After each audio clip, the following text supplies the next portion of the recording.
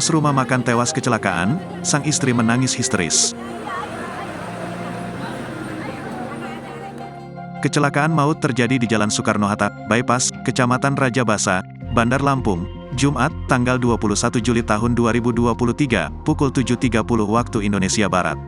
Seorang pengendara sepeda motor tewas setelah terlindas truk.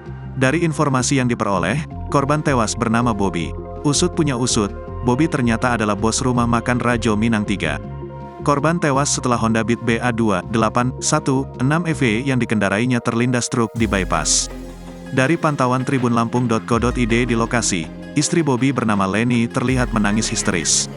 Pasca kejadian, korban dilarikan ke RSUD Abdul Muluk. Istri korban yang mengenakan baju hitam bercorak garis-garis putih dan jilbab coklat terus menangis. Ia seolah tidak percaya dengan kejadian yang dialami suaminya. Sejumlah kerabat lalu membopong wanita itu. Itu bukan suamiku, bukan, tangis Leni. Dia sepertinya mengambil kanan, namun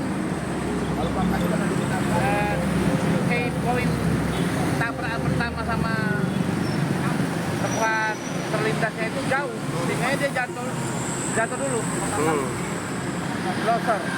Kemudian jatuh kanan, sampai kendaraan dari sebelah kanan yang informasi kendaraan truk warna hijau. Saat ini korban dibawa kemana, Pak Gun?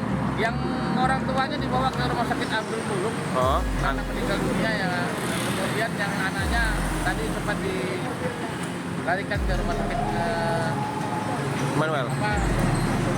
Manuel ya. Kemudian untuk ini apa dan? Identitasnya sementara